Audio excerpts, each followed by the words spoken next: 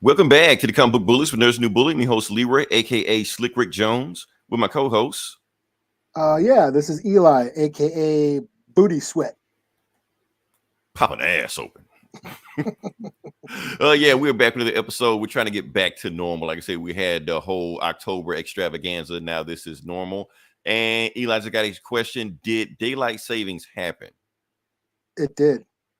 Okay. Remember that used to be like a big deal. Like we used to worry about, we got to worry about next week. Otherwise, I'm going to be either an hour early or an hour late for work or church or whatever. Now it's just like computers just do it. I don't mind the fall. I hate the spring where we lose the hour. I hate that. That's true, but you lose our gain. But the thing is, what did we do? Did we lose a gain? I don't know what we did. We gained an hour. We gained an hour. I don't know if that's good or bad. Because now I feel like everything's fucked. I walk outside, it's 5 o'clock, everything's pitch dark. I'm like, wait, what?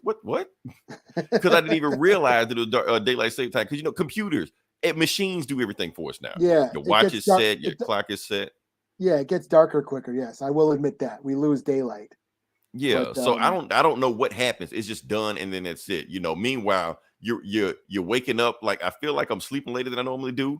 When it gets late, you feel like it's time to go to sleep. Like, wait, so your body notices the difference, even though you don't notice the difference. No, I like this. Oh, damn, it's only whatever. Right. It's like normally it would be 1:48 we'd be starting, but no, it's only midnight. But it feels like 1:48 for me. I think that's what it is. Like, damn, why am I exhausted right now? I don't know. But anyway, back into the episode, we're just gonna jump into it. So we got a lot of stuff to talk about. First thing I do want to talk about, I didn't get a chance to do that, but that's okay. I'm gonna address one thing, Eli.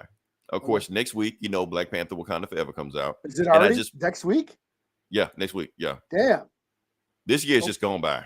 No shit. This isn't COVID. I thought it was coming out for another week. You thought you had more time. No, it's over. Yeah, man. Damn. I don't know if I'm gonna see it. Damn.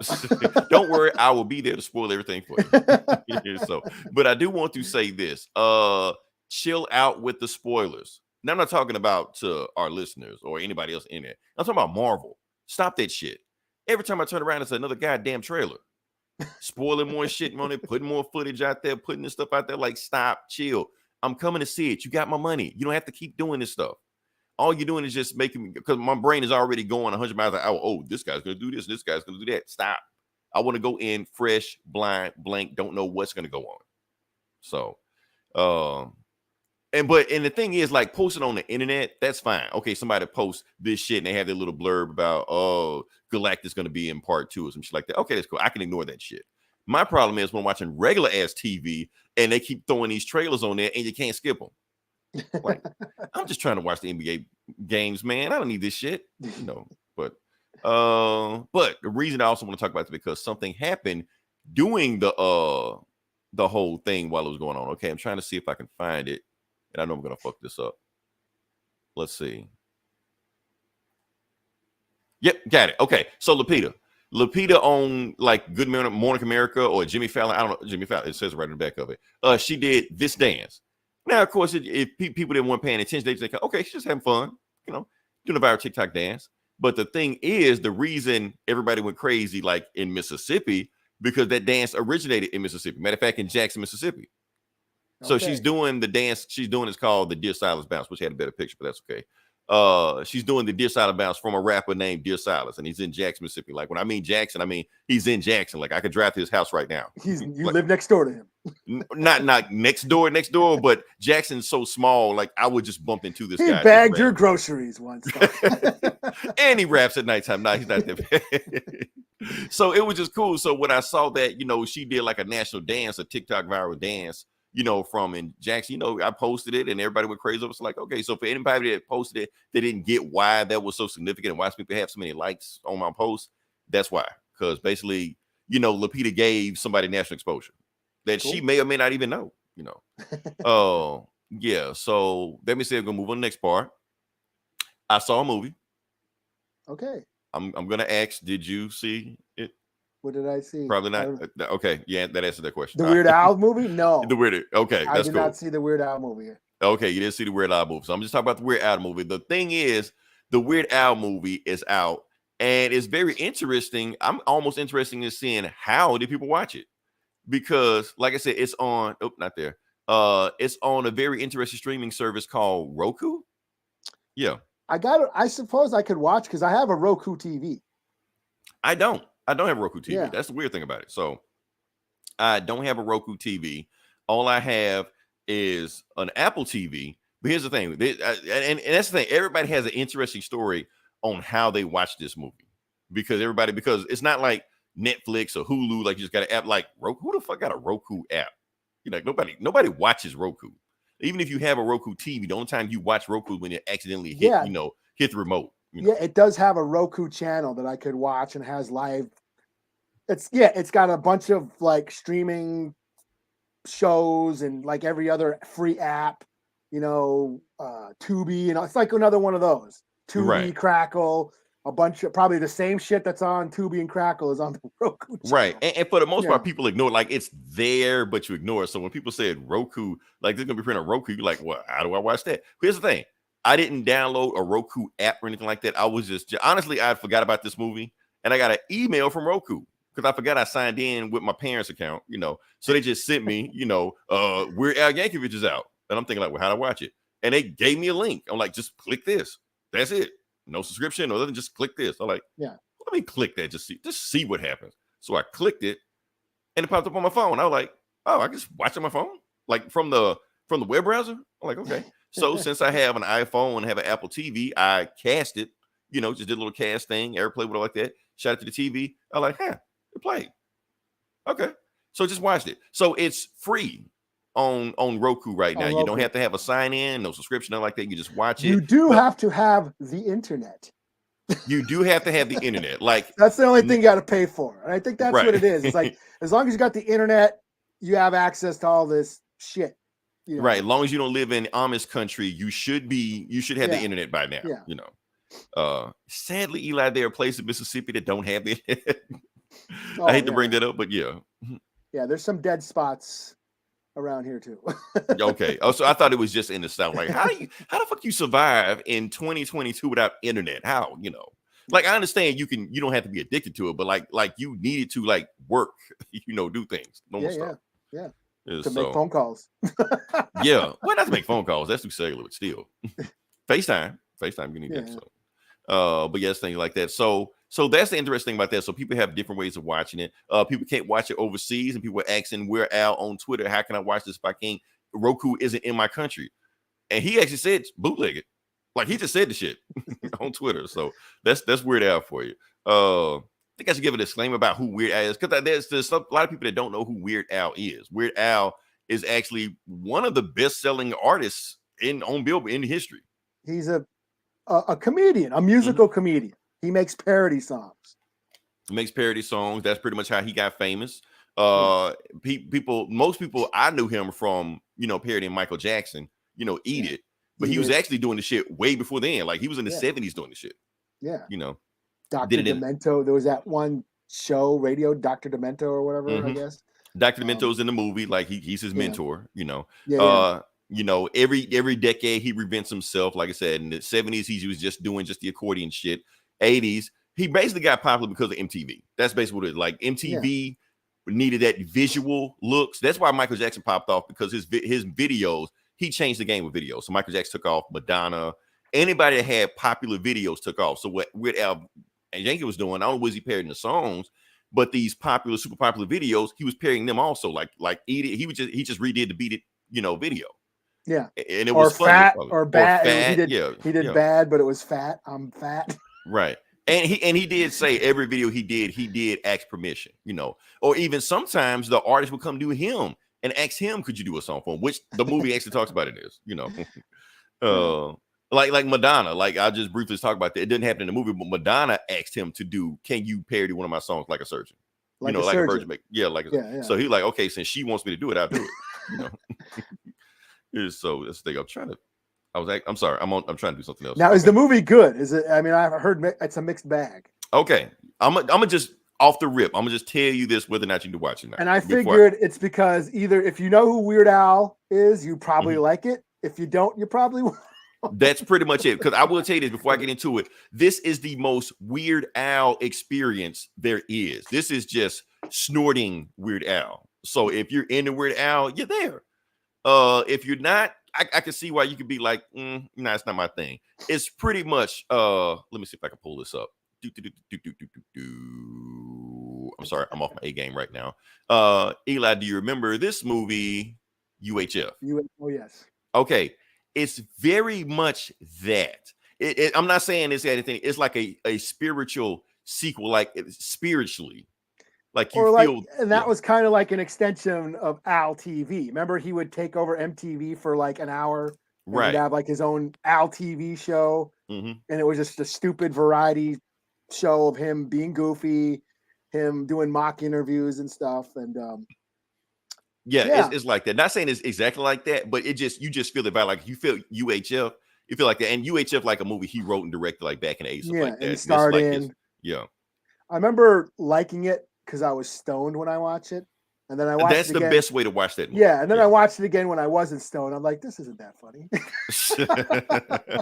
Like I said, you got to be in the right frame of mind to get it. So, like I said, I'm gonna just give you my opinion all through before I actually dig into it. Eli, what I think about this movie, I honestly think it's the funniest movie this year. Oh no shit! I'll even take it a step further because I love my hyperbole. That always that bites me in the ass later on. I'm gonna say it's the funniest movie of this decade. Wow. Yeah. We're only 2 years in, so I mean, yeah, no, I know you're thinking about, no, we're not talking about American Pie, no shit like that. We're talking about this decade. We're talking about the last 2 years. Because I'm sitting here thinking, was there a funny movie I've seen? Now, some people are saying the Jackass movies. I haven't seen the Jackass movies. Oh, I'm actually not really a Jackass fan. Yeah. There were 2 of them. 2 of them came out this year. Okay. Yeah. It's like there's no more. Yeah, there isn't much comedy. And that's what I'm about to say, because the comedy genre is basically dead. Yeah. Because you can't really do comedy because you keep pissing off people. Oh, yeah, you're gonna offend people. You're gonna offend somebody. So that's what I'm saying. So I'm trying to think, because in my opinion, I was thinking like the comedy genre is dead. They're not gonna do comedies anymore, and people don't really do comedies. And sometimes even when they do comedies, they don't be funny. Yeah, I tried watching that Blockbuster show on Netflix. I hadn't even started, but I think I laughed like twice, and I watched like multiple episodes. It's like, yeah. Well, for one thing, that show starts. It takes place like now. I thought it was going to be like a retro, like in the 80s or 90s, or 90s or something. No, it's like now, and like, yeah. I was like, this is. But the only reason I'm watching is because what's her face, Santiago from Brooklyn Nine-Nine is on it. And see, I was a Rosa fan. That's just me. Oh yeah, Rosa's cool too. Yeah, I'm just saying. See, we like Team Edward, Team Jacob. 911 fans had the fan. Team Santiago, Team Rosa. Who are you? Yeah, that's my thing. Yeah. So let me just dig into the movie. Like I said, I was laughing my ass off the whole time of this movie. I do want to understand where this is coming from. Like I said, is set up like a Weird Al biopic, but the thing is, it's not really a biopic. 90% of this shit is made up. Okay. What he's doing is doing a parody of biopics. So kind of like Walk Hard and what's that Andy Samberg movie? Don't Stop Stopping, Keep Stopping. The Lonely Island movie. That movie. I didn't see that one. Okay, I didn't see it either, but I'm hearing it's like that. So it's like that, where it's like, but you're taking Weird Al and you're putting him in a situation where he pretty much, mimicking or parodying stuff you see in other biopic movies. Like it reminds me of that Elvis movie or Bohemian Rhapsody. You can see scenes taken from that, and they parodying those movies like that. But it is like going through his life, because there are stuff that happens in this movie that did happen to him in real life. For instance, like when he recorded his demo, he did record his demo in the men's bathroom. He did get started in music by a traveling accordion salesman. He said all that shit happened. So you think this shit is ridiculous, but then you're like, no, that happened. Yeah. And the thing is how this movie even got made in the first place. Okay, remember, I don't have it. Fuck it. Okay, remember Machete? Oh, Danny Trejo? Danny Trejo. Okay, nothing to do with Machete, but Machete was made because it was a fake trailer in that Grindhouse movie.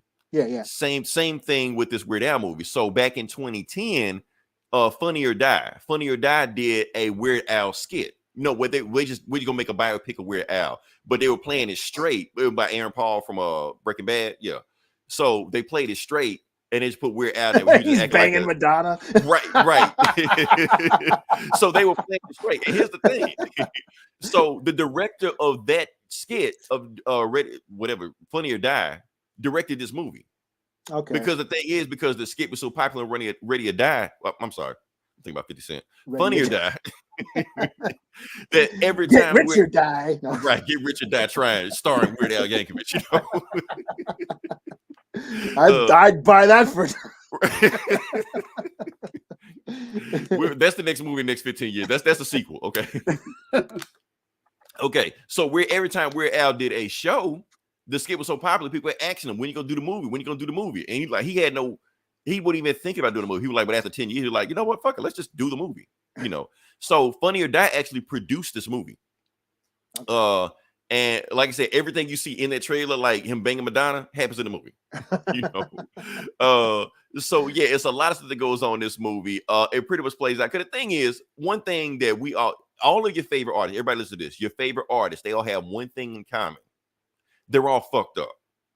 They either, you know, drugs, alcohol, you know, sex addicts, you know, gambling. There's always some crazy shit going on with all your favorite, because we love tortured artists. Because the more fucked up they are, the better entertainment they make. Yeah, you know? The best art is made by fucked up people. Right. And that's on the good side. Those are normal ones. Yes, and that's why I say keep them busy. Right. Let them make their art, or else they're going to go nuts and do some other fucked up shit. Right. You know? Keep them busy. Let them make their shit. Right, because we like it when they make entertainment. We don't like it too much when they open their mouth. You know, we just like them to just keep it Billy. But the thing is about Weird Al is that Weird Al doesn't do all that shit. Like in real life, he doesn't drink, he doesn't smoke, he doesn't even curse in real life. Lizzo's album, he doesn't do any of that stuff. You know, he's a Christian, goes to church. He just makes, you know, he's married with kids and shit like that. He's just he's actually literally a normal dude. So it's hard to make a biopic of somebody that's not fucked up. So what they do is in the movie make him fucked up, you know, all the shit you expect him to do, like women, drugs, you know, fame getting to his head, you know, getting in trouble with police because of controversial shows, like all that shit happens, you know, in this movie. And it's funny because it's out of control, you know. There are stuff like, you know, Dr. Demento is in the movie. He did Demento because that's real. He did. Dr. Demento is a real dude, you know. And there's parody scenes in it where he takes them like to this beach party, which they actually said they stole from Boogie Nights, you know. And in the background of it, it's like all these 80s celebrities like Pee Wee Herman and stuff like that. And a lot of celebrities, like they don't even name. They're just in the background, like Gallagher is just back there chilling. You're like, the fuck? Yeah, Gallagher just back there. They don't even name him. He just like, if you get the joke, it's there. If you don't, fine, you know. So I'm like, what the fuck going on here? You know, trying to think what else happened in this movie. I got to talk about Madonna. Let me see if I can talk about Madonna. I don't have the pick. Anyway, so like I said, I thought Madonna was going to be a cameo. Madonna is the main villain of the movie. Because the thing, like I said, this movie is written by Weird Al Yankovic. So it's almost like a wish fulfillment power fantasy that he wish he would. It's almost like if you wrote your biopic, you know, the story of Eli starring Jason Momoa. You know, that's basically what this is, you know. Because it's funny, like you look at Daniel Radcliffe, like Daniel Radcliffe got ripped for this movie. Like they say he trained with Chris Hemsworth, you know, and half of the movie his shirt is off. So I think that's part of the joke also, because we never thought about, you know, Weird Al as a sex symbol, you know, a sex symbol rock guy, which is what he is in this movie. So it's part of the joke that it's all his wish fulfillment. So I'm like, okay, that's all part of the joke. Hold on, what we got here? And Vic, what's going on? Yeah. And so, and that's part of the fun also, because Daniel Radcliffe. I got to talk about Daniel Radcliffe. Like I said, I haven't watched all the Harry Potter movies. Like I've seen one Harry Potter movie. He kills it in this movie. Because the thing is, the reason he kills it because he's playing like a heightened version of Weird Al. Like he doesn't look like Weird Al, but he's playing like a heightened, cranked up to 11 version of Weird Al, like a Weird Al from an alternate reality. But he's playing it like serious sometimes. He's playing it funny sometimes. He's playing it serious and funny sometimes. He like goes all out for this movie. Like he goes way harder than he should have for a Roku movie, you know. So that's the thing, because like I said, this is literally a 3-minute skit turned into a 90-minute movie. And we've seen all those Saturday Night Live movies that turned in, you know, most of the time they don't work. This works because of how hard Daniel Radcliffe goes in this movie, how he makes it. Is it Oscar worthy? Can it win an Oscar? I thought about that. Like, could this win an Oscar? But you know, comedies don't win Oscars anyway. You know, like that. and plus on Roku. So I thought, he gave a funny performance. Like, I didn't think the guy was that funny, you know, or serious, but he landed. Like, apparently that's all he does now is weird ass roles like this. That's kind of why Weird Al picked him. You know, the chick who plays Madonna, Reverend H. Woods, kills it. She's also playing like a heightened, cranked up to 11 version of Madonna. She look like Madonna. It's like if Harley Quinn played Madonna. You know, I want to spoil some shit for you. I got to tell you what happens. I got to tell you spoilers. Anybody want to watch the Weird Al? Because I got to spoil because the third act just goes fucking bananas. Like I said, remember how I was saying it reminds me of UHF? The third act just turns into UHF because what happens? Okay, so Madonna, because Weird Al is like some sex symbol rock god that just anytime he pairs somebody's song, their music triples. Like in the movie, that's what happens. So Madonna wants to fuck him just so she can pair her music. So she can get, sell more records, So that's not the reason she's banging him. Pablo Escobar wants Weird Al Yankovic to, Pablo Escobar's in the movie. He wants him to perform for his birthday party, and Weird Al Yankovic told him to fuck off. So what he does, he kidnaps Madonna, and sends a hit squad after Weird Al Yankovic, which he kills everybody, in a diner. So he goes to Colombia, goes on a killing spree, kills everybody, including Pablo Escobar.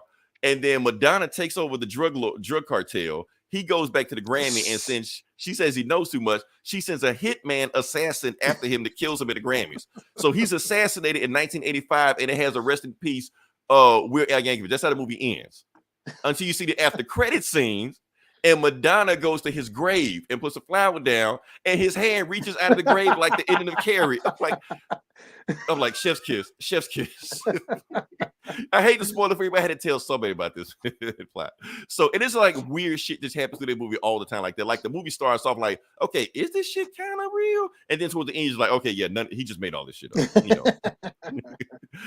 Oh yeah. So because UHF, he was like Rambo, and he was like Rambo. It reminded me of that scene. It was like when he went Rambo and just went crazy shit like that, because he had to rescue Kramer in that movie or some shit like that. Yeah. So yeah. So I'm like, yeah, this is insane. So that's what I'm saying. I'm gonna rate the movie. I'm gonna give it a strong 4 out of 5. Reason I'm gonna say 4 out of 5 because, like I said, it's Weird Al Yankovic, and humor is subjective. So if you don't get Weird Al Yankovic, you never been into his stuff, you might not like you might when he starts going to Colombia and killing people, you be like, oh, I'm out. I can't deal with this. What? Oh my god! Oh, right. Fuck him. But you don't like it. Fuck off. Right. But if you're into this weird shit and you know where Weird Al is coming from and you're a fan of his music, it's that. It's like his music. So you're saying you condone killing people and fucking Oh, Eli, the think pieces are already coming out. People are already pissed off because Madonna is the villain of the movie. Oh, why's the woman got to be played as a venomous succubus like that? Like, chill out, man. He even asked Madonna's permission before he even made the movie. Cancel Weird Al. I can't believe the patriarchy allows this to happen. Right. And plus 90% of the movie is made up. Don't take it so seriously. Like shit. Sounds great. I think I am gonna. Just watch. I'm mad I spoiled it for you because honestly, when this shit happened, I'm like, what the fuck is happening? But I was loving it, Yeah. But other weird shit happens too. So yeah, go from there. So I think we can move on. What is it? I think it's still on me. You know what? Nope. It is on me, but I'm gonna put it on you. Oh, okay. It's on me. So yeah, let's see what we got. We're gonna talk about that. Oh, you got something to say? Okay. No, I don't have anything to say about this. Oh, you said it was on me, but on you. Yeah, because I was gonna pick another topic, but I saw that topic. I was like, you know what? I want to hear about this topic first before I get to my topic. Okay. Yeah. All right. It has been announced that there will be a Friday the 13th prequel TV series coming to Peacock. By Brian Fuller. I guess he's the guy who made the Hannibal Lecter TV show, which I've never watched. Okay. What was that on? HBO, NBC? I don't know. Okay. I don't know. Well, I never watched. I heard it was good. Yeah, I've never been a fan of Silence of the Lambs. I thought Silence of the Lambs is. But wasn't Hannibal Lecter just kind of like? But wasn't that show just like a procedural drama that pretty much it was ripping off Dexter? Sure, I don't know. I guess it was that's what I heard. I think. I guess it was a prequel to. I don't know. I've never watched it, so I don't know. but they're making it's going to be called Crystal Lake. It's a prequel series to the original Friday the 13th franchise. Now, it's interesting what's been happening. Friday the 13th has been there's been a court battle over the rights for like years. For decades. Yeah. This also put it made the video game. Remember, we had the video of the game that came out. It stopped them from making more content and DLC content. Or even making a sequel game. Is the game even still online still? It's still out there, but Okay, they weren't allowed to like develop it any further because of the court battle that's going on. And so because the guy who wrote the original script, he wanted his rights back. So basically, and that's what happened. The judge awarded him his rights to what's in the original script. Now, the original script is just the first Friday the 13th movie. And for those who don't know, the first Friday the 13th movie, it is Jason's mom who is doing the killing. So he has the rights to everything in that movie. But Sean Cunningham, the director, the producer, he owns the rights to everything that comes next, like adult Jason, the hockey mask, and all that stuff. But from what I'm reading, that's film rights. This is TV, so everything's up in the air. Everything's a loophole. Yes, but this is going to be a prequel series, so we're going to focus on his mom, Pamela Voorhees. And for those who don't know the origin of Friday the 13th, it's Camp Crystal Lake. Little boy named Jason. He had disabilities. He was deformed, bullied kid, drowned in the lake. The camp counselors were ignoring them because they were, Drugs, banging, sex, they were partying and boning. Which I always said the movie was a cautionary tale. Yeah. That's pretty much what it was. So she goes nuts and starts killing the camp counselors. 20 years later, they try to open up the camp again. People start dying, and it's her mom, it's Jason's mom doing the killing for revenge because she went insane and wanted revenge on the camp counselors. And then, of course, part 2 comes back, and it's Jason. Jason is takes the series over. And he's got like his mother's head and yes. He in the first movie, how I know that? The video from the game? Yeah. Well, in the first movie, yes, the final girl, Alice, cuts off his mom's head, and rumor has it that's the legend. That Jason actually did survive the drowning, but he was living in the woods all those years, and then saw his mom get her head cut off, and then he's been going around, taking revenge on the, Okay, so then say he was like a spirit of vengeance or some shit, and then he eventually becomes that. Okay. So, and I'll get into that later, but they're making a prequel to the original movie, which means we're going to focus on his mom. We're going to focus on probably Jason as a child. And I don't know I'm not really into that idea, because Jason movies are just slasher movies. They're straight up. Right. You watch. You don't want to get into thing. psychosis. Yes, I don't care. Don't turn this into a boring drama about domestic violence and a kid with special needs gets bullied. I'm not interested in seeing that. I just want to watch. Everything is a think piece nowadays. Yes, let's just and I've seen this. People say, "Oh, Jason's boring. Jason, there's no substance. There's no plot to Friday the 13th movies." Yes, there isn't. It's a simple formula. The exploitation movies. Basically. Yes, you can call it murder porn or whatever you want. It's just it was just a way to see, grisly, gory kills. It's what cemented the slasher genre.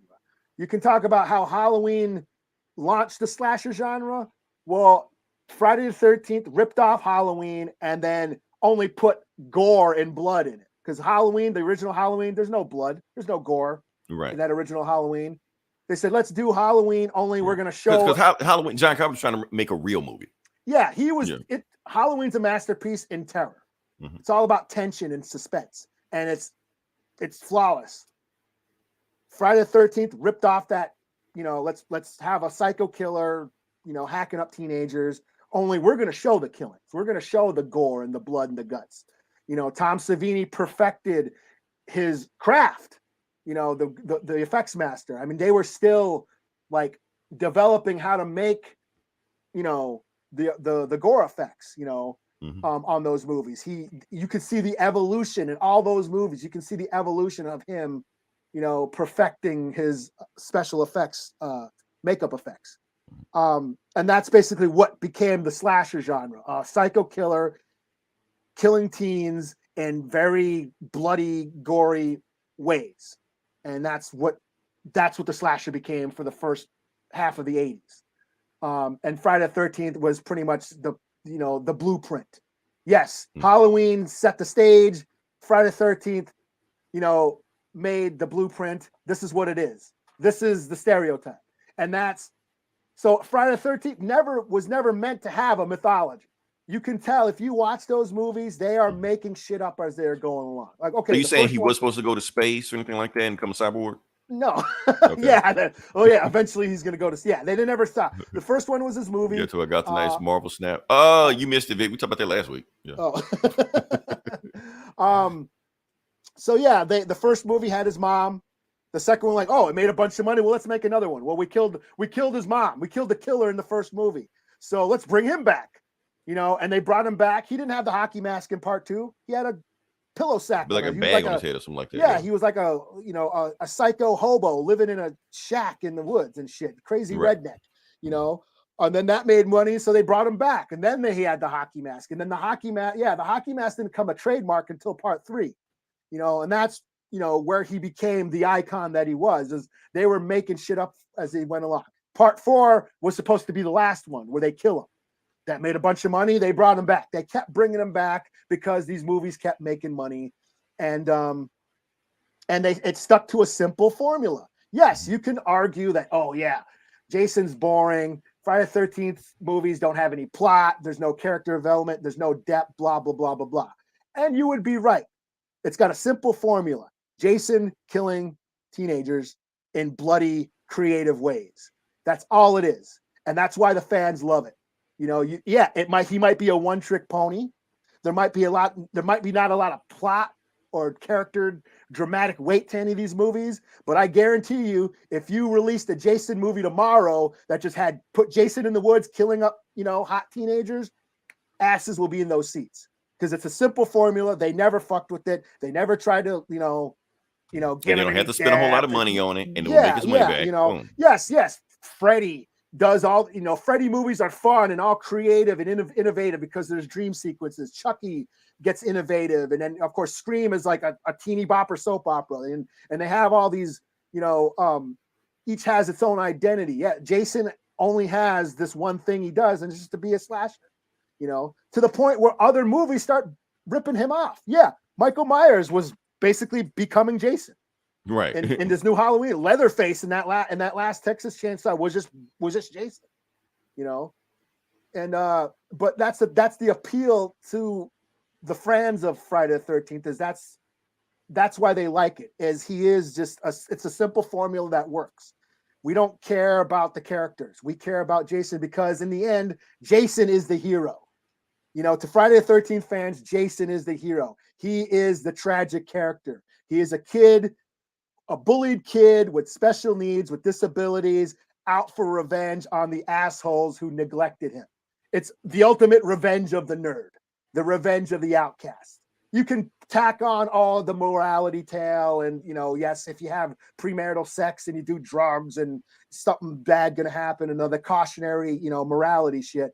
But fans just like Jason because he's kind of the anti-hero of this series. He's just getting revenge on rich, spoiled kids who don't invite him, who are throwing parties in his backyard and not even inviting him. Right. Not even offering a sip or a hit off the blunt.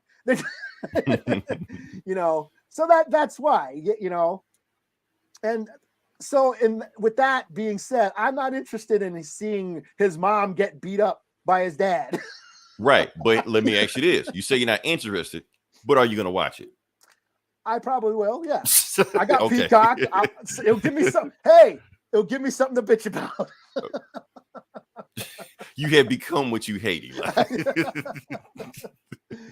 Yeah. I mean, it's nothing I want. I'm like I've said this before when I went on the Halloween rant. I'm sick of this elevated horror shit. I'm sick of making horror all bummed out and this emotional, like, depressing dramas about shitty characters and just shitty people being shitty to each other, and that's what this seems like it's going to be. We're going to see this woman lose her child, go insane, because that's what she's doing. In the first movie, she's like talking to herself, kill her, mommy, kill, she's fucking nuts.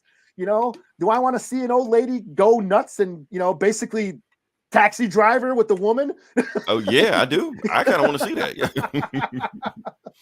I mean, sure, there's some ways, like, okay, there was like 20 years. There's a 20-year span between the original when Jason died and the first movie. So if you make a movie or a series, or I mean, do I want to see that though? In a series? Okay, but here's the thing. I'm 20 years of her like being a serial killer for, I don't know. Yeah. Well, I'm gonna bring up a point. Let's talk about the first movie slasher. Okay. Norman Bates. Okay. Yeah. So they made the Bates Motel TV show. That show was awesome. Like, it really was. That. Like, it was awesome. Go watch that show. That show was awesome. Yeah. But like I said, that sounded like a Dexter or something. It probably was. Dexter was so popular. You had so many ripoffs around the time, and it was around that time also. So I wouldn't be surprised if it was. But yeah, awesome show. So like I said, if this Peacock show can live up to Bates Motel, I feel like it'd be pretty interesting. You never know. So. You never know. I mean, but do I want that with Jason? Right. Like I said, Jason is he's got a simple formula. Just stick to that. You don't know what you want until you get it. Who knows? Yeah. So. It could. Yeah. It could be cool. And I will eat a cheeseburger. What do you do? Right. If I like this show, I'll eat a cheeseburger or whatever. Right. Come on, Eli. Everything's woke nowadays. Everything that they make, they're going to think 3 steps ahead about what they're doing with it. Yeah. So they'll figure it out. Yeah. I just want a new movie. Just give me a new movie of, like I said, put Jason in the woods, hacking up teens. That'll bust the box office. Yeah, we can't do that anymore. This is 2022. Jason has to look into a skull of the person he killed. What is a man? All this shit like that. It's got to be introspective. No, you don't. Terrifier 2 has just proven we don't need that. You don't need it, but that's what you're gonna get. We don't want that shit. We just saw a clown. Eat it, goddammit. Yeah, we just saw a clown just basically hack people and play with their body parts for 2.5 hours. Yeah. And it's submitting itself for the Oscars. So there you go. For your consideration. Yeah, we don't need the elevated fucking woke shit. We just want to see blood and guts. So, yeah. Goddamn liberals. Okay. So. All right, what do we got? Okay, so let's talk about this. Speaking of woke shit, let's talk about Wonder Man. Because we love talking about, we're the only podcast that ever talks about Wonder Man. We was on Wonder Man before anybody was on Wonder Man. Not everybody is on Wonder Man. Yeah. But we were the Who's first. Wonder Man? That's Wonder Woman's husband? Right. So we decided to do that. So we talked about Wonder Man. I don't have it in front of me right now, but it's cool. Oh, there it is. Yeah. Okay. So like I said, Abdul, I'm not gonna say Yahya. That guy. Yahya. You know the guy. Okay.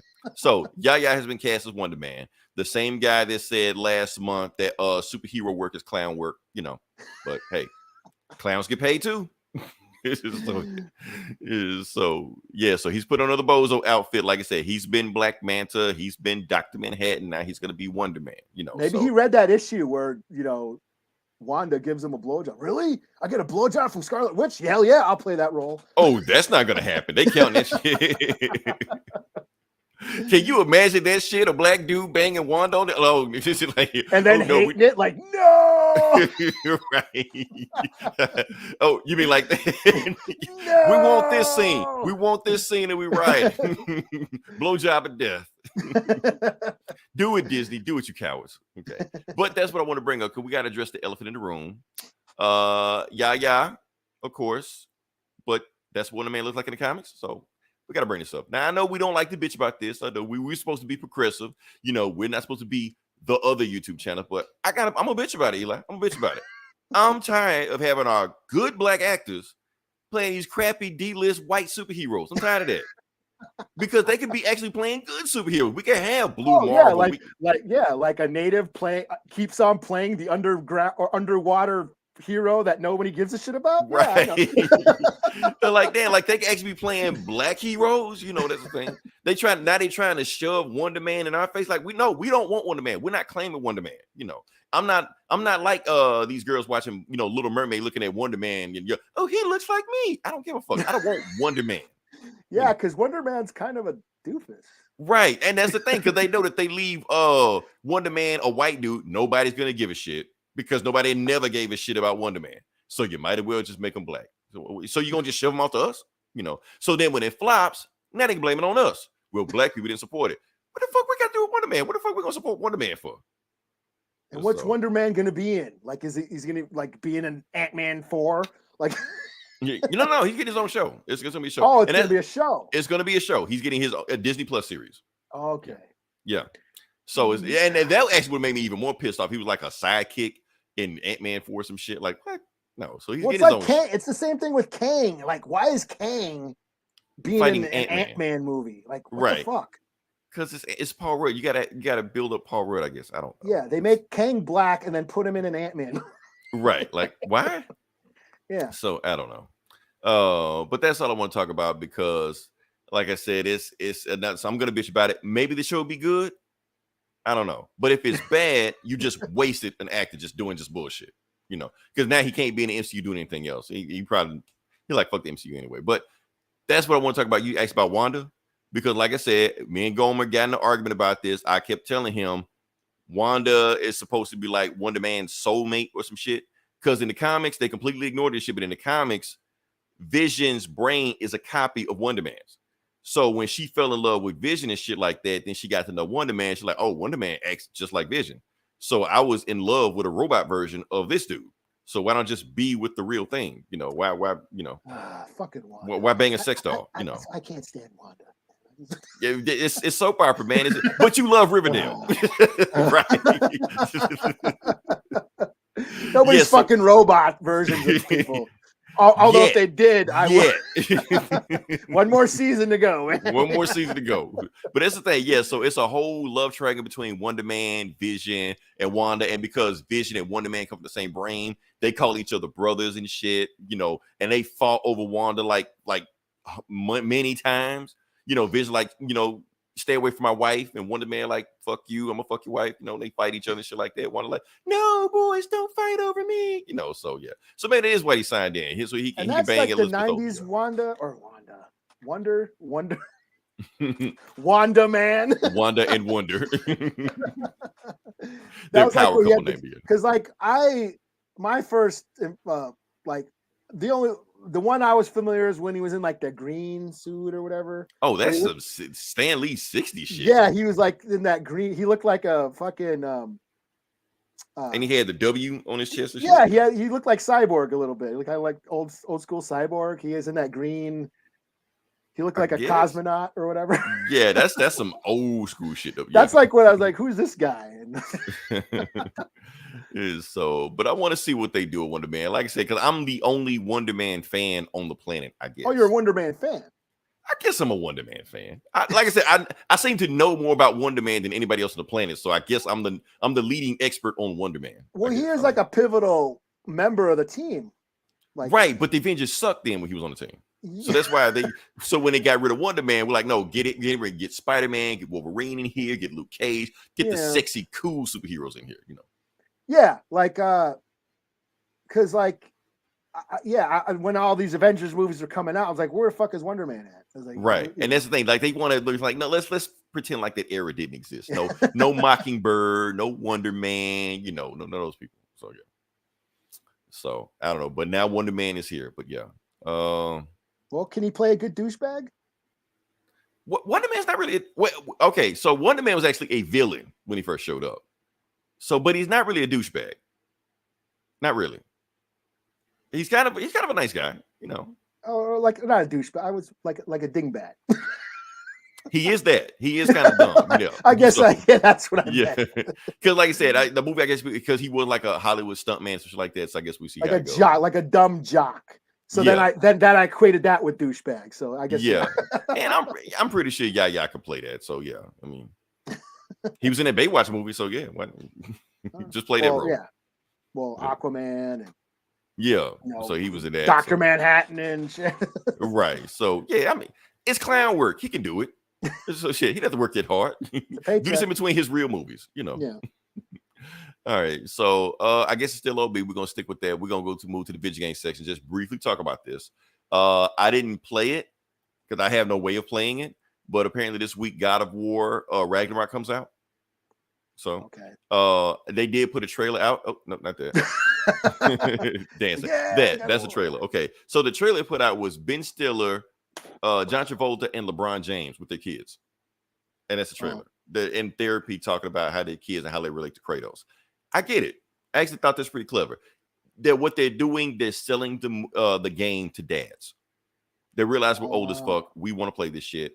We're gonna sit down and play. Oh, we're gonna play with my son as my sidekick. Yeah, so they know who they're selling the game to. So that's pretty clever. Selling point of the game. I think you killed Thor in the game. So I've seen some leaks on there like a month ago where you fight like Thor is one of the boss fights. So yeah. Oh no shit. Yeah. So I can't play it because I don't have a PS5. Can't find a PS5. I actually stopped looking for a PS5 after a while. I'm playing the original God of War. Well, the PS4 God of War on PC right now. Fun as hell. So I think I'll beat that first before I start, searching for PS5s. Plus if a PS5 is that hard to find, maybe I'll need to find one anyway. So yeah. Which is weird because I hear like they're losing all like the PS network is like losing all these subscribers and all this shit. Well, that's the thing, because here's the thing. The PS5 is one of the best-selling consoles of all time. But that's because it's being sold to scalpers and bots. So nobody actually owns one. So yeah, you're selling the systems, but since nobody owns one, you can't sell the games and you can't sell the PSN because nobody owns it. So yeah, they're losing money that way. So until they actually people can get their hands on the system without going through bootleggers and scalpers, they're gonna lose money. So they need to figure something out. Yeah. Meanwhile, I've never seen one yet. I've still never seen one. Meanwhile, you can go online on any site, Walmart, Best Buy, stuff like that, and buy Xbox Series X right now.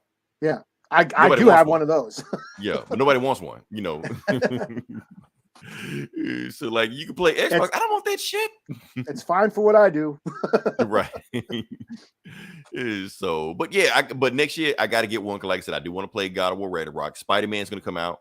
Wolverine got a game coming out next week. It's all PS5 exclusive, so I kind of got to get one by the end. So, but until it's a bunch of games I got to get, I'm good. I'm cool right now. Or I could wait till next year until when maybe drop this God of War game on PC. Maybe. So if I do that, I don't need a PS5. So, that being said, can move on to the next part of the podcast. Sure. I think we hit all the points. Okay, like I said, it's Comic Book Bullies, where we talk about comic books. And Eli, you got more books than me, so I'm gonna let you go first. Because honestly, this was, I think this was like the 5th week. So it was one of those shit weeks. I couldn't find anything. Well, yeah, I read stuff, but yeah.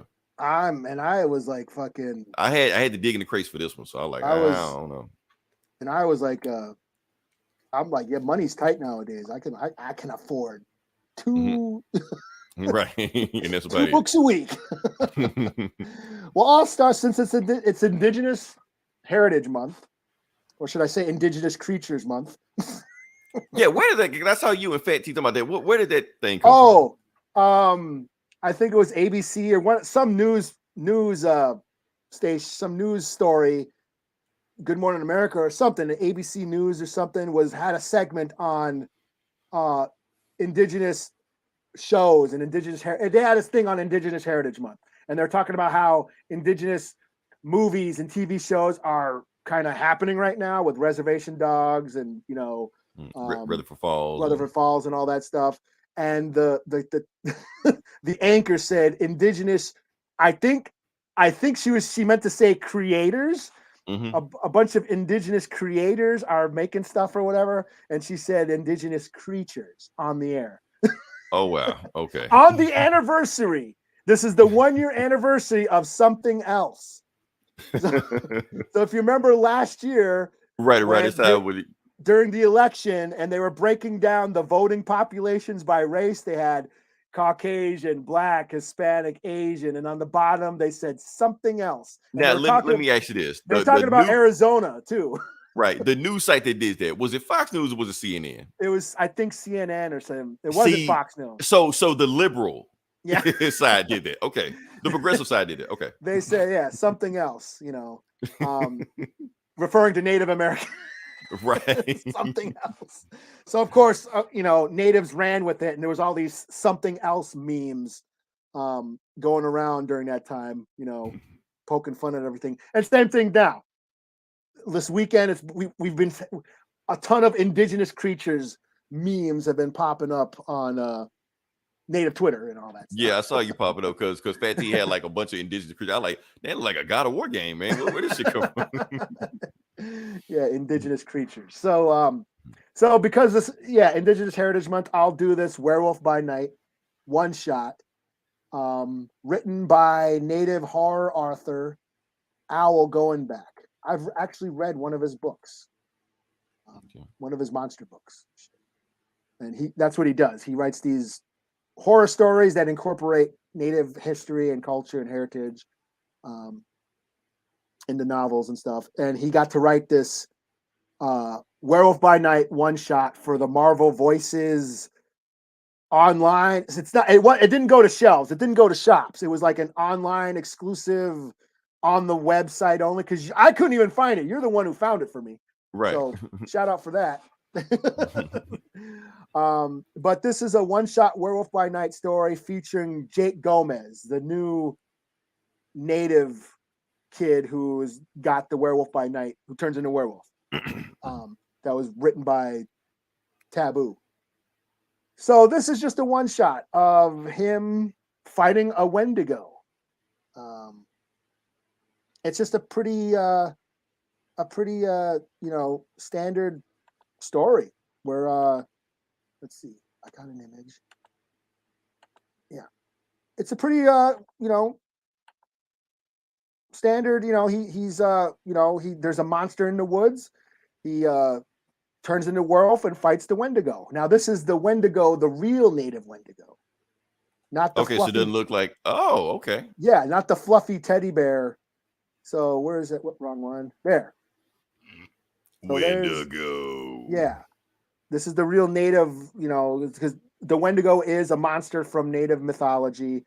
A bunch of tribes, usually up where I'm from here in the northern, Great Lakes area. It's a monster, like a cannibalistic monster that eats people, wears their skins, kind of like a Leatherface.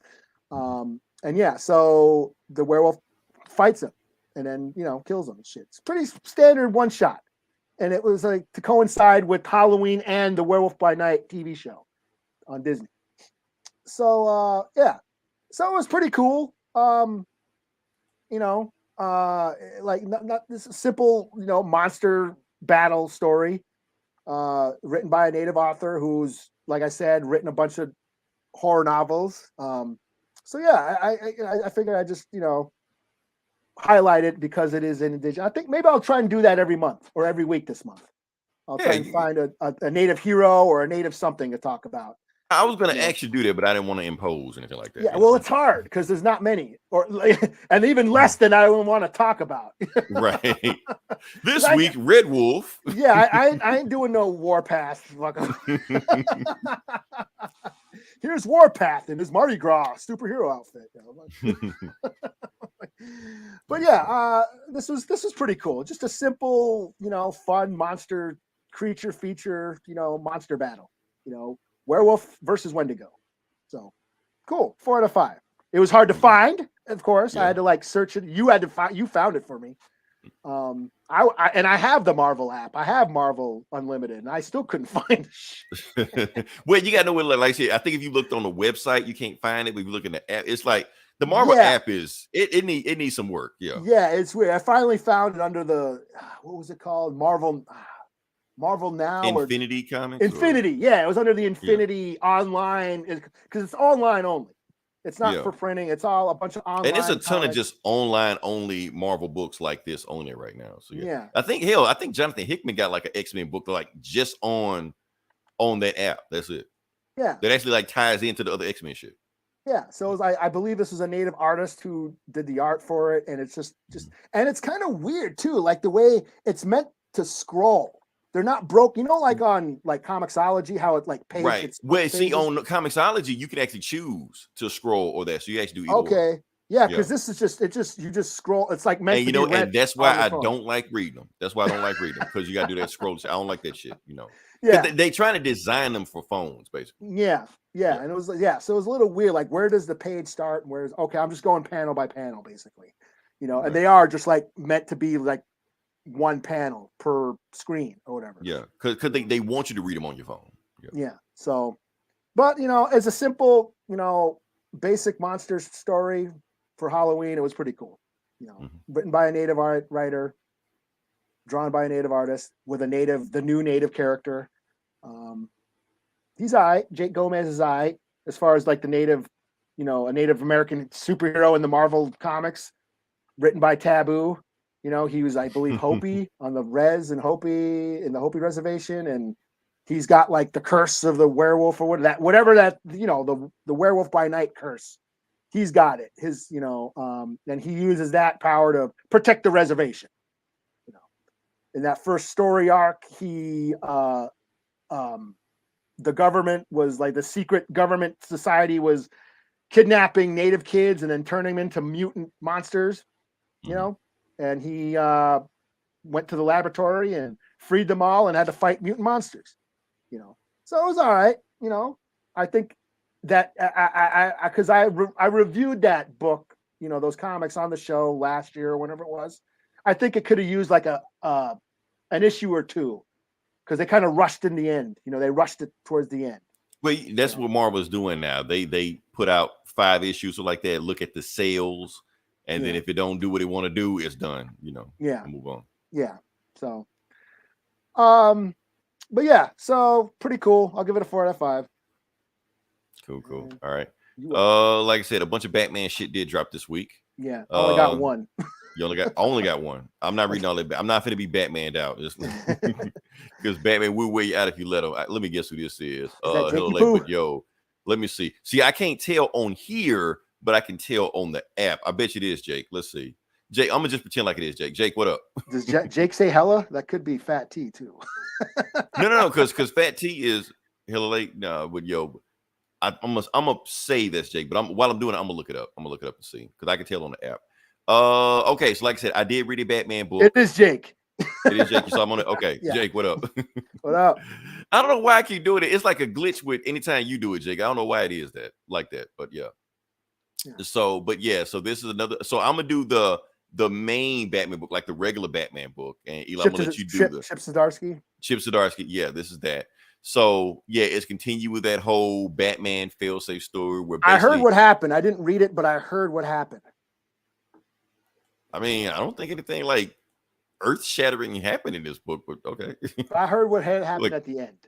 Oh, like the I mean, I guess there was like a shocking ending at the end, I guess. Yeah. So, where's the thing? Window.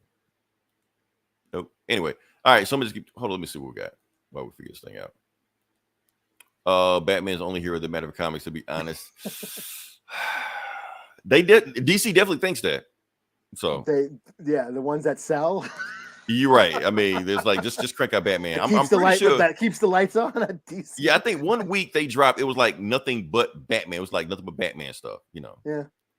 Well, this stuff.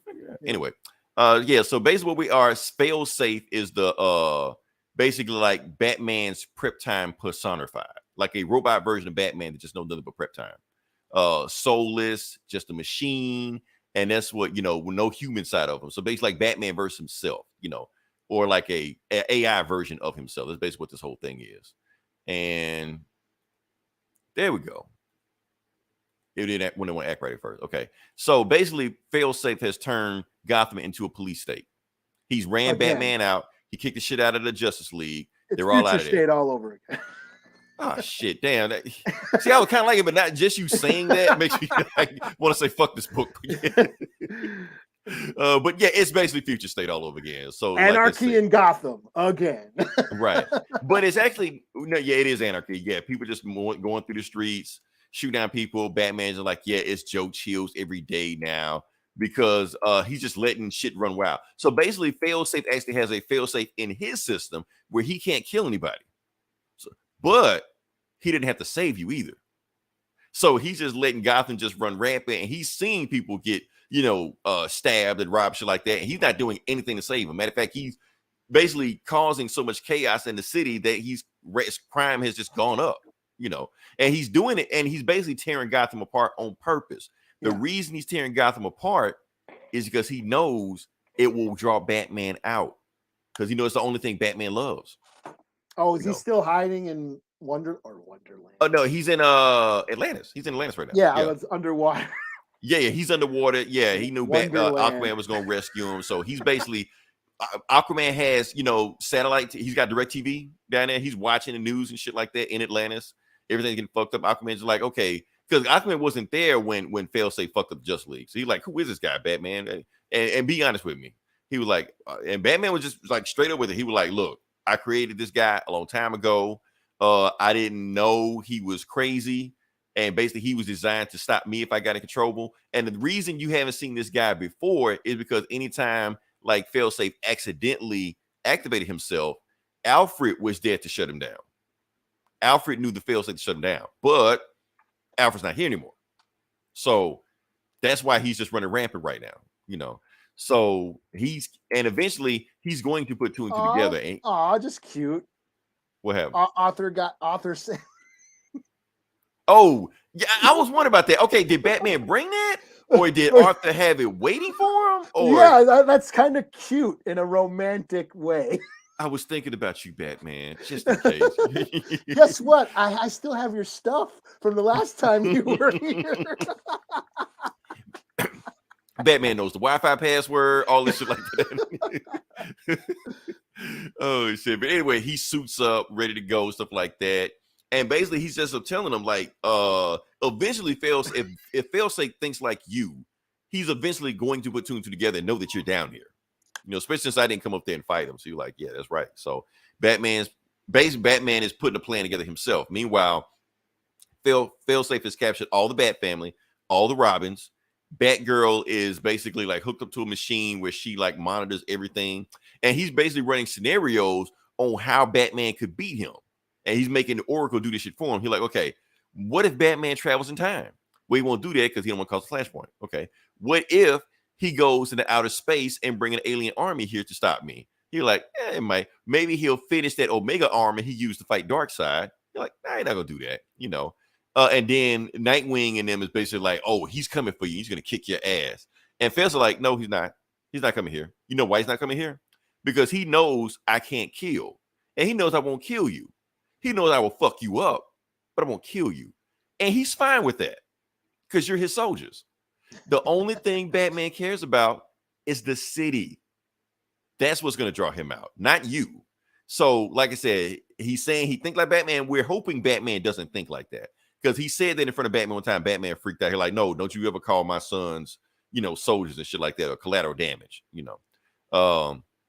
Basically run a scenario of all the metahumans, basically all the Justice League members. He's like all the Justice League members he haven't seen yet.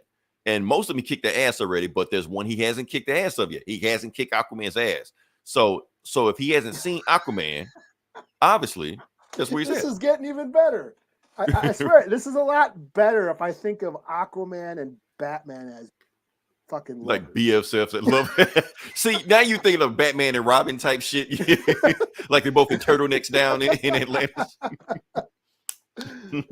Because he said before, yo, Aquaman will save me, and he jumped out the plane. And he did. He grabbed and he them.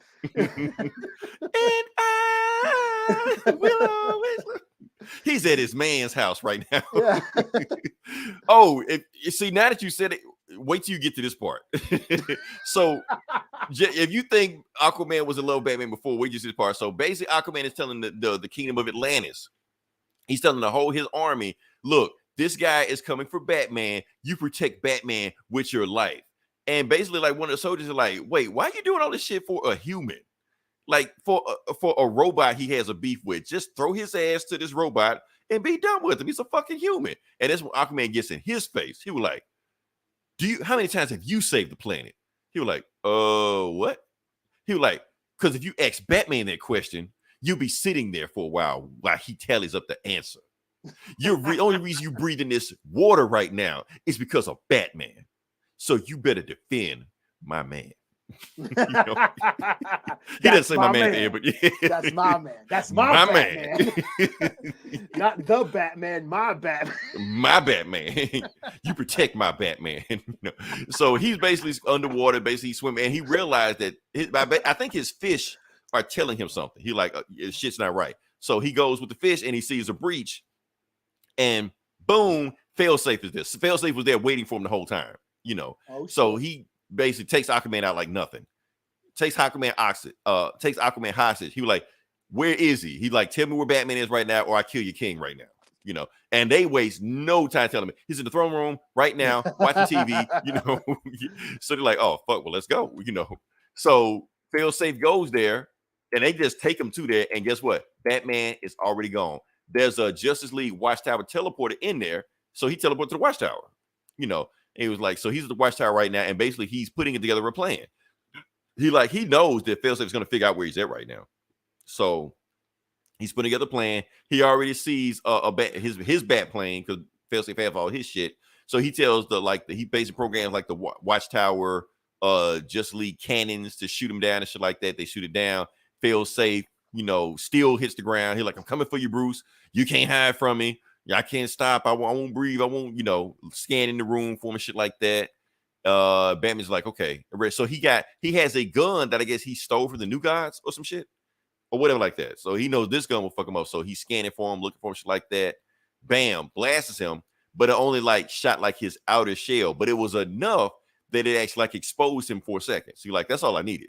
I need to know what his weakness is. So they get into a fight and shit like that. Of course, if Failsafe's struggling to take out Justice League members, of course, Batman's no match for him. So he's trying to get out of there. He basically tells the Justice League, the Watchtower to shut down and shit. He shoots himself outside. Don't worry, he's got a little air breathe on his mask, so he's fine. So he can breathe in outer space. It's not like Marvel where the moon and you can breathe on the moon. DC isn't like that, but he's got to breathe it. So he's in another part of it. While he's running, Failsafe just says, fuck that, just bust through walls, shit like that, still coming for him. And he traps himself in, he thinks, another teleporter. But actually what he's doing is destroying the Watchtower. He destroyed the Watchtower while he's safe in there. And I think either Failsafe knew he was doing that or he teleported Failsafe. I think Failsafe teleported himself out of there and went to the Hall of Justice. So he's back on Earth now, while the Watchtower is just completely screwed up. It's gone. The Watchtower's gone. And Batman's like, okay, Watchtower, give me a not a Quinjet. What do they call this shit? Javelin? A plane. Javelin. I get my shit confused. He like, give me a javelin. He like, javelin is inoperable. Well, give me all the javelins. They're all inoperable. So he fucked the Watchtower up so bad he can't call a plane to go save him while he's floating in space with no teleporters. Yeah. And that's the end. So that's Batman. That's the panel I saw. So that's the panel you saw. So yeah. Batman in space. Yeah. So that's the book. Oh, get me out of here. So that's the book right now. So that last panel is pretty cool. Batman floating in space and shit like that. So yeah. What do we got? So Failsafe like robot Iron Man, kind of like Ultron, basically. Kind of, and it's Frankenstein's monsters, basically. Basically, yeah. It's like Batman is his mistrust. It's his, in the Justice League is why he created this thing, and now it's sort of his past coming back to haunt him or something like that. Right. It's basically it's Batman without the humanity and just nothing but calculation, mind, prep time. It's basically that. Yeah. That's basically what it is. But overall, I'm like, honestly, Failsafe is a cool villain. He's a cool villain. I think he is a worthy addition to the Batman's Rose Gallery, which honestly, I think without question is the best Rose Gallery in comics. Mm-hmm. I think Failsafe need to be in that conversation also. Like, yeah, throw Failsafe in it. So we get like a bunch of Batman fighting a whole bunch of Batman. Have Failsafe show up again.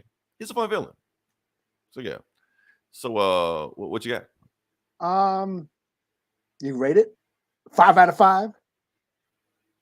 I'm gonna say 4.5 out of 5 because it did kind of slow at the beginning of it, but towards the end, Batman in space fighting the Terminator version of him, I like, okay, this shit getting pretty good, you know. Yeah. Okay. Yeah, I skipped out on it this month because I'm a little tight for cash right now, and I bought this instead. Yeah, and I a black didn't label buy book this because I was assuming you would buy this. So yeah, I'm only buying one Batman book this week, and it's gonna be this one because I've actually been waiting for this. You've been talking about this, yeah. Yeah, I actually saw this like a few years ago. Okay. Yeah, Mark Silvestri. Tell them who Mark Silvestri is. Yeah, one of the OG Image crew. Did my favorite drew my favorite versions of Wolverine. Yeah, because he started X-Men first and then went to Image. Yeah. Then went to Image, did Cyberforce, The Darkness, Switchblade, classic literature, right? Yes. Masterpieces of art and human anatomy. Yeah. And then I found out, well, he's going to be doing a Batman book. So I saw this. He posted this like on his Instagram like a couple of years ago. And I was like, no shit, he's going to do a Batman book. That's going to be dope. Of course, pandemic and all that shit probably got delayed. And so now it got released. Mark Silvestri doing the art on, this is Batman and the Joker, the Deadly Duo. So basically, this is some weird versions of the Joker, some Joker zombies or something are going around killing people in Gotham. Wait, before you start, did he write this? I don't think he might have like co-wrote it. Okay. But he's doing all the art, you know, like the pencils and inks. So basically, yeah, there's Batman's finding these murders, and they're, you know, and their people are being like, you know, torn apart and shit, and evidence lead like there's an ex-cop was killed, and he busted off some rounds. He's detecting. You see Batman do a little detective work, and he's like, okay, ballistics show that the bullet holes have like white paint on them and green hair, which leads, this has got to be the Joker. But the Joker could not have survived, you know, a straight up gunshot wound to the head. And then he starts trying to track whoever this is down, and then he finds this guy. Looks like it's the Joker, but he's running and jumping off buildings and landing off of high rises and shit. And he's holding a guy's head. He's running around with a head. Okay. Yeah, and basically it turns out that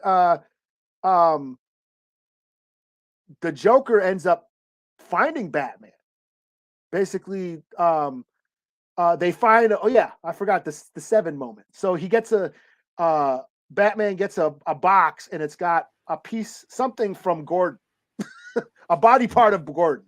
It's just a bloody piece of something. Man, really? Okay. Yeah. And it's like, okay, we have Gordon. This is him. This is a piece of him. And if you want him back, blah, blah, blah, blah, blah. And then the real Joker shows up as hey, Bats. Yeah, I know you think I'm the one doing this shit. It ain't me. So we better team up, you know. And, instead of the dynamic duo, Batman and Robin, it's Batman and Joker, the Deadly Duo. Let's go. I want to clear my name, and I need your help to go do this. So that's kind of where it ends. And then at the last panel, I don't have it, but the last panel is like a bunch of those zombie monster Joker guys are like on the roof. So there's a bunch of these guys with Joker DNA, but they're like indestructible and they're like monsters. They kind of look like Mumra from the Thundercats. Okay, they have the mummy wraps on them and stuff. Yeah, he's got a smile, but like he's got fangs and shit, and those big red eyes and shit. So it was pretty cool. I actually thought it was cool. The art, of course, I'm a Mark Silvestri fan, so the art is awesome, and it's just a good old fashioned Batman story, you know. My favorite kind of standalone Batman stories. Yeah, where he's not in space fighting robots. Not to say that's not good, I just didn't get to read it. But this was cool. I actually dug on it a lot. Just a standalone, straight up Batman story, you know, and very violent, bloody, brutal. It's Black Label. No bat dick, of course. But, they're not doing that anymore. Yeah. But this was cool. I actually dug on this a lot and lived up to the hype in my book. So it's a 4 out of 5 for me. Cool. Okay.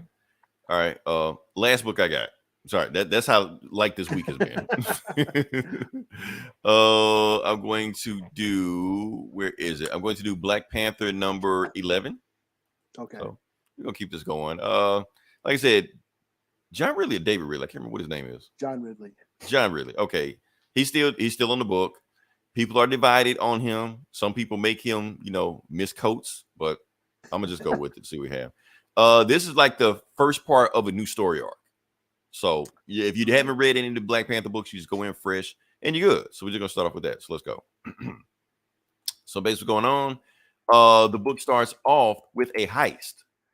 Well, not even a heist. Let's back it up a little bit, because basically we're getting like a briefing right now. He's telling me what's the sit rate, what's going on. So something has happened. And apparently they're telling a story about how 95% of the internet all comes from 3 places: Reno, Wales, and Osaka, like all over the world, like 95. Now, I don't know if that's real or not. They, for story purposes, that's what's going on right now. And they say they're all taken care of basically in a warehouse. Yeah, that's the servers. Yeah, the servers are basically in. Yeah. Oh, that's real? Okay. Yeah. The internet is basically a bunch of servers. Okay. What? Okay. I didn't know that was real. I thought I just made this up for Marvel. Yeah. Yeah, I didn't know my history. Anyway, so what happened is the internet gets hijacked by ninjas. Cool. And they hit each one of those warehouses. So both was Osaka, Wales, and Reno all at the same time. And since this is just like a big ass warehouse and they barely any security, they just take everybody out. But the thing is, they don't kill anybody. They just escort them out. They like, just leave. And this is gonna take over the place. So then they put up this energy barrier where nobody can get in. So they have control over these ninjas have control over the world's internet. But here's the thing, they don't do anything about it.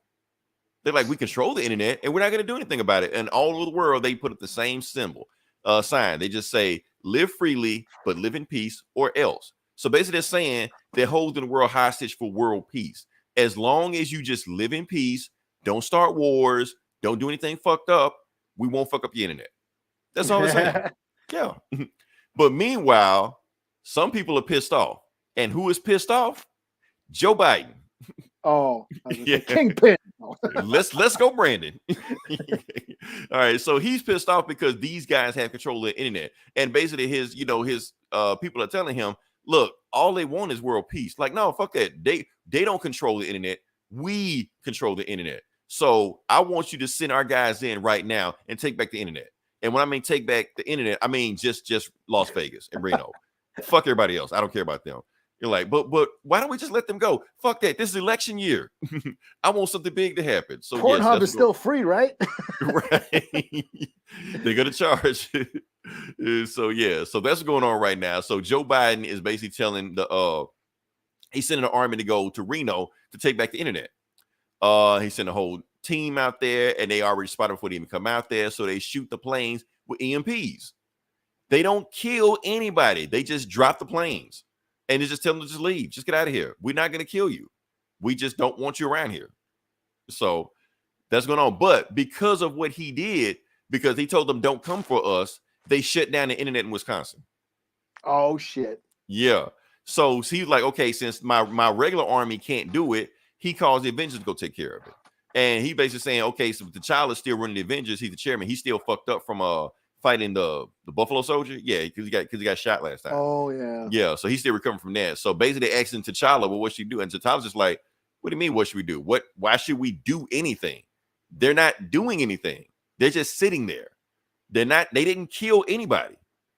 And they're not fucking up the internet. They're just not doing anything. He was like, no, we can't do that because they're terrorists. Like, how are they terrorists? Who are they terrorizing? You know, are you just mad because they have control of something that you used to have control of? You just want to just maintain the status quo? You're like, T'Challa, and Cap, like, I don't care about all this shit, T'Challa. Are we going in or not? And he just puts his head out. He like, okay, yeah, fine, go ahead. So they're like, cool. But T'Challa can't go because, like you said, he's still recovering. So you got Thor, Captain Marvel, and Captain America. They all hit up those 3 spots individually. You know, they were like, we're gonna take them out because it's just some ninjas. We can take out some ninjas by ourselves, you know. But of course they can't. These ninjas are prepared for them. They already know everything they can do, and they beat each individual one. They beat Thor. Batman showed them how. Exactly. Batman showed them prep time. so they were already ready for him. So even the Avengers can't get them. So, but they don't kill them. They don't take them hostage. They just send them on the way. They're like, just leave, you know, and we won't fuck up the internet. So now, and Joe Biden's like, ah, fuck, you know. So now they whoop the Avengers ass. Can I call the Justice League? Can I call Invincible? Who I got? You know. So he's just like, they're gonna pay for what they did, and T'Challa like, they didn't do anything. You the one attack them. So they just defended themselves. So he's just like, look, I got time for all this shit, T'Challa. Are you on their side or you on our side? He's like, I don't care what side they own. They're not doing anything, so we just leave them alone. You know, so then I think because he's like, all they want is world peace. You just mad because you don't have power like you used to have. Like, you know, it ain't no fun when a rabbit have a gun. You know, that old saying, you know. So, you know, they just wax poetic back and forth, big political session like that. But when T'Challa gets along with Shuri, he basically tells her, yeah, sure, I'm kind of on their side. So I get it. They're trying to give power to the people, and they're trying to take it away from the government. I mean, I understand it because I used to be the government, so I understand what the fuck is going on right now. So he's like, and then he talks about how he got kicked out of Wakanda, how he's no longer king, and he doesn't feel like the same person anymore. So Shuri cheers him up by taking him back to Wakanda, but not like the royal city, like the common side of Wakanda, like the regular people side of Wakanda. And he basically telling you, like, T'Challa, this is the future. If you don't get your shit together, Wakanda is going to leave you behind. So yes, you can't leave Wakanda anymore, but how about you learn how to serve Wakanda? You're like, huh, I never thought about that, you know. But then that's when he gets an alert because Shuri had like hacked into it. She was like, just in case she found a back door to find out who is controlling the internet. She was like, I think I know. So basically, whoever's contacting him with the internet is using a Wakanda transmission. And he already noticed they're using Wakanda technology to hold down the fort of us. So he was like, okay, these people might be Wakandan. So, and basically the message is saying, T'Challa, come alone. Nobody else, just come here. He was like, okay, and don't tell anybody you're coming. So he goes to, I think, Reno. Goes to Reno, flies there by himself. They let him in. You know, he walks in the guards, and the guards see him, and they just walk his way. So he got to go to the leader. Now, he thinks the leader is the prime minister of Wakanda because he can't see the prime minister of Wakanda in weeks. But it's actually not her. It's Jai. Now, if you remember who Jai is the guy in the first issue that got killed. Oh, yeah, okay. He faked his death. Oh. Yeah. And he's using Wakandan soldiers and spies and shit like that, like the war dogs, to carry out. But he think he's doing work for Wakanda. He think he's taking over the internet for Wakanda. You know, he thinks so. That's what he's doing. So he's like a rogue agent from Wakanda, and he's doing all this for Wakanda. And he thinks he's doing it for T'Challa. And to be continued. So yeah. So everything has been a lie. That's the story. It's a better arc than the last arc. I'll put it like that. It's an interesting idea. It's an interesting idea. I see what they're going with it because they're trying to say who's the villain here. Because and I get it. I see a lot of people saying that like superheroes, all they do is just protect the status quo. Like, and are they the good guys? And if the status quo is bad, are they really heroes or villains? You know. Yeah. So it's that's where the story I think is trying to go. Cool. So yeah. So what you got? I guess I'll do Predator. Predator number 4. Okay. Marvel's Predator. Marvel has the rights. Yeah, you gotta definitely say that in asterisk. Yeah. So yeah, this is the new Predator, Marvel's Predator comic that they're doing. Dark Horse no longer has the rights. And this has this woman who her family was killed by a predator. They were like trying to terraform this planet. Her whole village was killed. Her parents were killed by a predator. She was the sole survivor. She was a little kid. She ends up growing up learning the predator technology, learning how to fight the predator, learning how to use their weapons and their hunting grounds, like where their territories are, where they hunt, their mapping systems, all that shit. She's been doing this for the past 20 years, and she's trying to find the 3 mandible predator that killed her family. The mandibles, the claws in his face. Mm-hmm. He's missing one. In the predator's face, it opens up like a crab or whatever. It has all these mandibles. The predator that killed her family is missing one. So she's looking for the 3-pronged predator. Mm-hmm. And so this is issue 4 in the story arc. She got ambushed on a planet.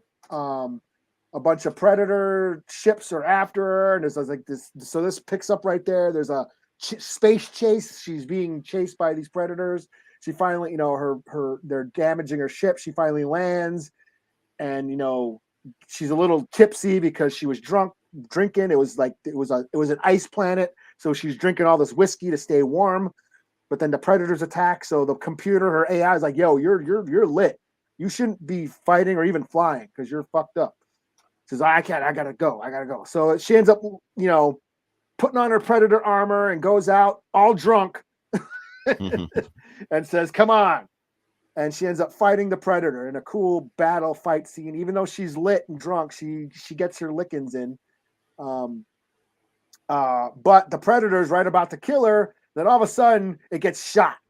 Like it gets just get mowed down by bullets, and she's like, "What the hell?" And then a bunch of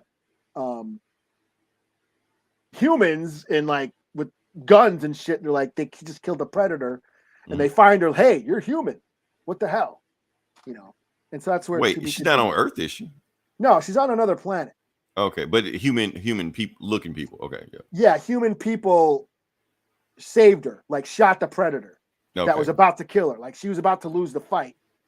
Because she was drunk, and the predator was right about to, do the killing blow on her. But then he gets all shot up, and it was a bunch of humans that shot the predator. And then they find her. They think it's 2 predators fighting, but they're like, "Hey, what the hell? You're a human." In Predator. Before they decide to shoot her, right? Yeah. Yeah, and they're like, "What the hell?" So that's where it says to be continued. So she's on another planet with these strangers who obviously can kill predators. So this was pretty cool. This was the last issue was a little bit lull. She was exploring the planet, and there's a lot of talking between her and her AI and shit. This one was just all action and fighting. So this was cool. 4 out of 5. They haven't lost me yet. Cool. Okay. All right. Do you get any more books or? Oh, you're done? That's right. You're done. Yeah, that's all I can find. I'll do Earthdivers number 2. Earthdivers. Okay. Save the best for last. Continuing on with Indigenous Heritage Month. Right. That's what I'm saying. Technically, this is your due diligence for this month. So, yeah. So this is another comic written by an Indigenous author, Stephen Graham Jones. I've actually read a number of his books. He writes a lot of horror stories. And he's actually did a story in the Marvel Voices that came out a couple years ago. Who was in the story that he wrote? What's her name? Wolverine's old wife. What the fuck's her name? Silver Fox. Yeah, her. Oh, so he gave her mutant powers like that. That was a cool story. I like this story. Yeah. Okay. So this is his time travel sci-fi thriller. The Earth is all fucked up. It takes place 100 years in the future. Earth is a dead planet. There's very few human survivors, but there's a few Native Americans in the future that are still struggling to survive. They find a time portal in a cave. So they decide, in order to save the planet, they're going to go back in time to 1492 to kill Christopher Columbus. Their reason being that the end of the world started becoming a shithole because of the discovery of America. That was the pinpoint. That was where the world led to its downfall, the colonization of America. So they blame it all on Columbus. So they send one of their own back in time to go kill Columbus. The first issue is just him getting, trying to blend in. He's on board one of the ships. He stands out like a sore thumb. He's a linguistics professor or whatever. He learned the language and all that stuff. He memorized Columbus's diaries and log books on the sail on him tracking the voyage and all that shit. But he still stands out. He's trying not to blow his cover. They think that all the rest of the crew think he's a saboteur or a spy. And then meanwhile, back in the future, his friends are like wondering, like, did it work? Nothing's changed. Is he dead? Is he alive? Maybe this going back in time to change history doesn't even work. So that's where the last issue left off. This time he's still on the boat. He's still trying to not blow his cover.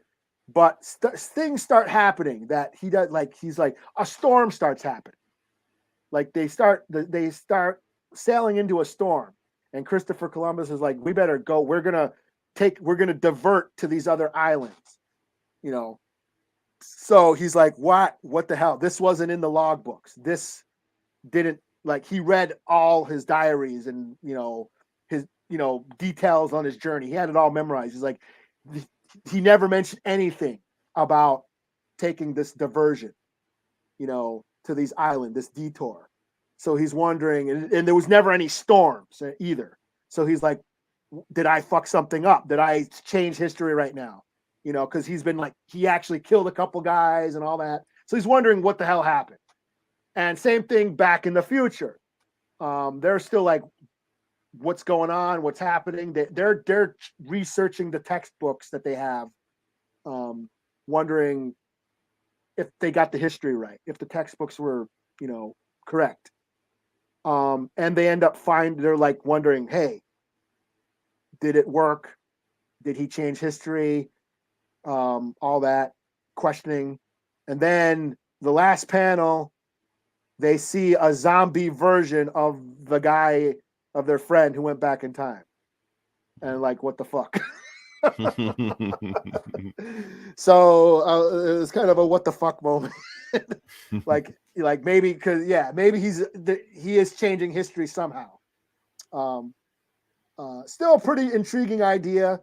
My only beef is the switching back and forth between the future and the past gets a little like Arrow or some shit. Yeah, like it's like, who is this now? And okay, we're back in the past or we're back in the future. So yeah, that's about it. But it's still a cool idea, and I'm like, that ending is like, what the fuck? Like, he's a zombie in the present. Right. Hopefully they'll explain it's not jumping the shark already. So yeah. Yeah. So still pretty cool. Still pretty intriguing idea. I like the scenario of the colonization of America is what led to the end of the world. So it's a bold statement, but I find it intriguing, and so another 4 out of 5. Cool. And I'm booked out. All right. So like I said, if you listen to this long, definitely like, share, subscribe. We got other podcasts. We got This Geeks and Comics, and I think that's it. There may be other ones. I don't know. The preview show. Yeah, there's preview show. Okay Boomer or Big Willie or whatever. I think they resurfaced a couple weeks ago. Okay. Something new. I don't know what they did. I think I just got a notification they were still doing something. So yeah. Okay. Also, I want to say rest in peace to Takeoff. I know we didn't do that at the very beginning, but want to talk about that now. Honestly, Eli, reason I saved it for the end, because anytime like a rapper dies from gun violence, I don't want to bring the whole mood down because it's gonna mess my whole mood up. So I just save it for the end. Because I have some thoughts on that, but I think it's the wrong podcast for me to bring that up. So yeah. So we're gonna go out with a Takeoff song, one of the Migos song. So yeah. Until then, this is Leroy. This is Eli. We'll talk to you guys next week. Same bullet time, same bullet.